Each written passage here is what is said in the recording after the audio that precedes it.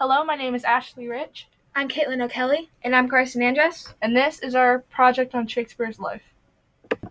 William Shakespeare was born on April 26, 1564, in his own house, and was the first son of John and Mary Arden Shakespeare, out of 8 children in total. He attended King Edward VI New School, and many experts come to believe Shakespeare was able to afford and attend school because his father was a member of the city council. He endured long hours of studying at school until the age of 15. He learned to speak, write, and listen to Latin while he attended. William had 7 siblings: Joan, Margaret, Gilbert, Joan, Anne, Richard, and Edmund. Both the oldest, Joan and Margaret, died very young from the Black Plague, which was a big issue around the time Shakespeare was born. 80,000 people died from the plague just in London. The Shakespeare family lived in Stratford upon Avon, England. There were no more than 25,000 people that lived in the small city. During the earlier times, his mother, Mary, would focus on chores, cooking, sewing, cleaning, farming, and gardening. Often her daughters would help her while her sons attended school, because the girls weren't allowed to attend school unless they were able to afford it. Even though the Shakespeare family was able to afford expensive school, it wasn't common for women to go to school, so they stayed home. William's father, John, was an entrepreneur and provided well for his family. He was a widower, someone who changes animal hides into white leather, glover, a person who makes gloves, and a dealer in timber, barley, and wood. There were 4 social classes: gentleman, citizen, yeoman, small landowner, and labor. John Shakespeare also served on the town council. He rose to the highest elected office, bailiff, or in other words, the mayor. He was a respected and well-known man. In 1569, John took William to see his first play. Because he was the mayor, he was required to see it before the town could, which inspired William to write plays and get involved in theater. When William was a teenager, during the summer of 1582, he began courting Anne Hathaway. In November of 1582, William asked his parents' permission to marry Anne. After a few years of their marriage, Anne and William's daughter Suzanne was born. 2 years later, in 1585, they had twins, Hamnet and Judith. Soon after, William decided to leave for London to start his new career in life. When William was 14 years old, his father began having financial problems, causing William to have to drop out of King Edward's VI New School. Shakespeare never went to university after he dropped out of school, which later influenced his life in a good way. At a university, he would be taught how to correctly write plays and literature. As he started his writing career in London without any knowledge of how plays were written correctly, he created some of the world's most creative and luring plays in history. Shakespeare moved to London, where he became an actor, playwright, and director of many plays. Shakespeare's home in Stratford was also very crowded, so he might have went to London as an escape to freedom. During that time frame, Queen Elizabeth I was ruling. Her peaceful rule allowed for the blossoming of literature, drama, and the fine arts, which allowed for Shakespeare to do well in England and prosper in drama and theater. William Shakespeare is one of the most renowned and recognizable poets and playwrights throughout history. He wrote plays and about histories and comedies and tragedies. Though not much is known about the specifics of Shakespeare's life, much can be found out through the details he included in his plays.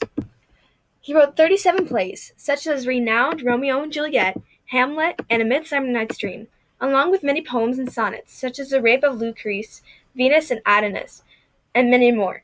Many of Shakespeare's plays didn't become popular till years after his life ended, when people realized the extent of his literary genius.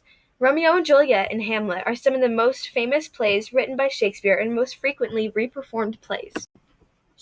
Shakespeare's plays were performed in a variety of wide audiences, many of which were debuted in the Global Theatre. Lower-class citizens paid the equivalent to a penny to stand in the pit, while higher-class citizens paid more to watch from the gallery. Some nobles were even permitted to stand on the stage itself and watch the performance. He once performed for Queen Elizabeth I. Shakespeare's plays were performed at the Globe Theatre and the Blackfriars Theatre. The Globe Theatre had a cheaper admission fee, which also allowed lower-class citizens to enter, but Blackfriars had benches for audience members, lending to a higher admission fee. On June 29, 1613, Henry VIII was performed and ruined the Globe Theatre. A staged cannon fire was shot and caught the Globe Theatre on fire.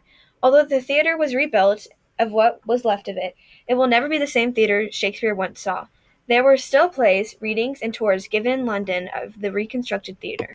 Some of Shakespeare's audiences felt that his plays were average and contained scenes better executed in other plays by other playwrights.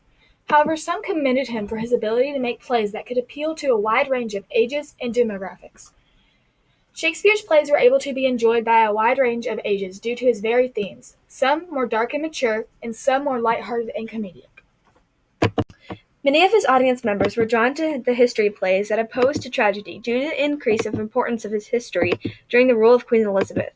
He wrote history plays such as Henry VI, Parts 1 and 2, Henry V, Henry VII, Parts 1 and 2 and 3, and many others. Henry V is a play that relies the battles of life of Henry V, such as his attempts to woo the Princess of France, Catherine of Valois. All of Shakespeare's history plays rely on the lives of significant authority figures in Europe, including battles, romances, and more. A substantial chunk of his viewers were not aware of his talent because of his plays, but numerous poems and sonnets that he had written prior, such as The Rape of Lucrece, Venus and Adonis, etc., as earlier mentioned. The Rape of Lucrece tells about the forced rape of Lucrece by a German soldier named Tarquin, which forces Lucrece to commit suicide, plunging her husband into grief. He wants to kill himself, but his friend Brutus suggests revenge instead. Tarquin and his family are then banished. Venus and Adonis relies on the complication of relationship between Venus, the goddess of love, and Adonis, the god of hunting. Venus falls in love with Adonis, but Adonis wishes to hunt. Venus manages to get Adonis to kiss her, and then receives a vision of him being killed by a boar in his next hunt. This occurs, and then Venus goes back to the place where the gods go to grief.